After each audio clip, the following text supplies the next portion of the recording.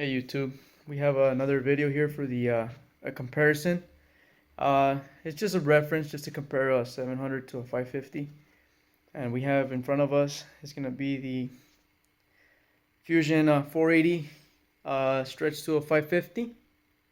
It has the 5100C 6L Smart Pack from Spektrum. It's got the stock motor.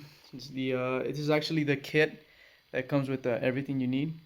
And it has the 60-50 servos. I have not had any issues with those, but granted I don't really fly hard smack 3D, so they've been good for me. I did upgrade the servo arms because these plastic ones were, I just couldn't trust plastic under hard cyclic maneuvers, and I've had one strip on me on the tail, and I thankfully landed it. I lost tail and I landed it flat on its skids with an inverted. I did upgrade the, I don't know if some of you had an issue with the 100 amp Avion ESC. I did. I think mine was just a bad unit. Anyways, I had that sent in, and I purchased the 130 amp Avion ESC. And yeah, I put that in. I had to shorten up the leads just for the battery connector. And that stopped all my thermal shutdowns, and it would shut down on me, and it always come down on me, and I just kind of couldn't risk it, coming down on a crash. It's not a cheap, fix at that point. So here's the way I have it all wired up. I try to keep it as neat as possible.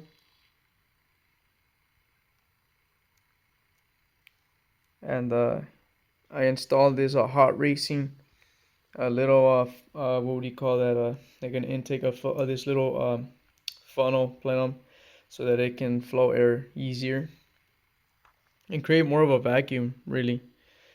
And yeah, so that's the Avion 130 amp. I put clear heat shrink for my motor wires. I organized them in the way where this kind of becomes one solid connector for the motor.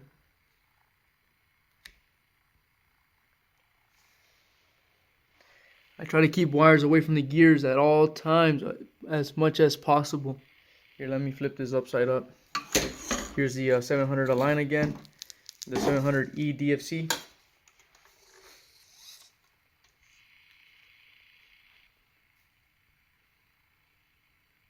There she is. I gotta take this off. One time I had stickers on my blades, and one, it might cause an imbalance depending on the size of the sticker, and two, if it peels off, it'll make a very loud, like buzzing, fluttering noise.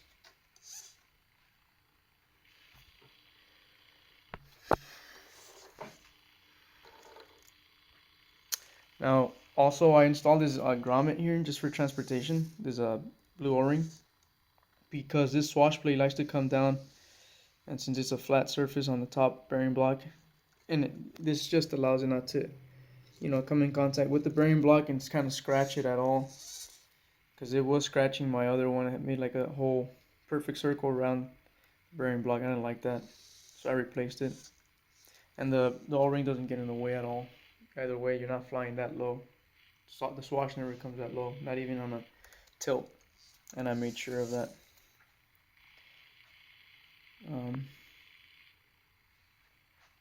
You guys might say something about this. I do like to mount my antennas on top of the flybarless control unit.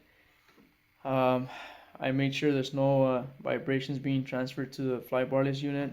Yes, this is probably going to transfer a few more vibrations, but I mean, everything you have on these wires, it's already transferring vibrations, but that's why you got to have a heli that's well tuned and well built. You don't want vibrations regardless. It shouldn't be you shouldn't have any high frequency vibrations anyways, at least not drastic enough to affect the flybarless control unit. But yeah, I've always done it this way, and it just keeps it more neat, and I have access to that button, and it hasn't given me any issues, no PID issues, or it flies well. It hasn't affected anything at all, no signal loss. And I like to mount it here because I point my antennas back and it doesn't interfere with anything, and I always have I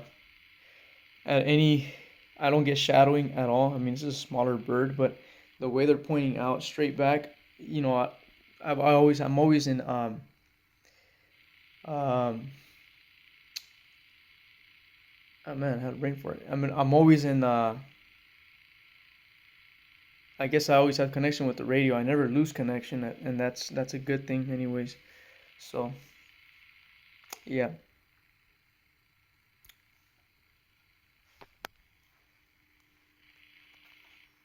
belted tail. I love the belted tail. I really I'm not a big fan of torque tubes, and that's because a torque tube has gears that wear. They'll become loud. They'll hum. The gears also chip on impact, and they'll crack, and sometimes they might develop fractures from hard 3D flying or just impact or just hitting the tail blade. And these fractures can lead uh, to tail failures and end up in a crash. A belt, let's say it does have teeth. Now, regardless if the teeth strip somehow, I've never seen that happen. If it does, if they manage to strip off, you still have the belt has practically stretched and loaded onto that pulley, and it's still gonna spool up those blades. You're not gonna lose a belt even if you have a blade strike. Now, granted, you have a blade strike, you're coming down anyways. But if you do have a blade strike or whatever, you somehow you crash and everything's okay, you just damage a few parts and it's still a flying machine. I don't know why you would continue to fly it until you replace parts, but I mean, that's one part you can rule out. If your tail boom is slightly bent or has a bent or dent in it, you can still fly it. You'll be fine because there's no mechanical failure that can possibly happen to this. Um, you might chip your tail fin. You get a new tail fin. You might bend the tail rotor shaft, but other than that, or your feathering shaft, your what do they call it, the hub.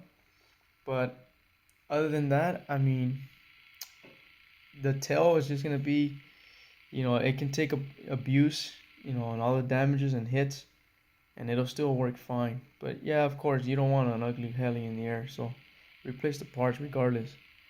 But see, that's if you're in a budget, you want to keep flying, you don't always have to replace it.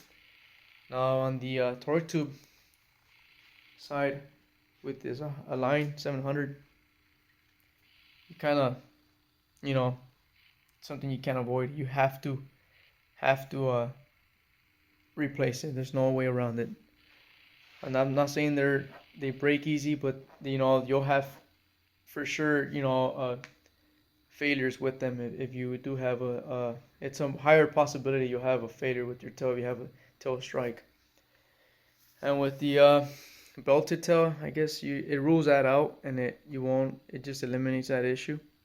I mean, unless you break your tail blade or something, that's a whole different ballgame. I mean, you'd have to really like dig that tail into the ground or something like that. But yeah, I mean, I flew this just yesterday, the 700. I removed the servos this time. Like I said, I put some spectrums in here, and I'm just gonna put some torque servos instead. It flies just like the 550, just bigger because it has more presence in the air, and it just feels like it's slower and more responsive. It feels like I'm more in control actually, but it flies very good. And yeah, well, that's the video, and thank you so much. Here's a size difference. I don't know if you guys can really see the comparison, but there they are.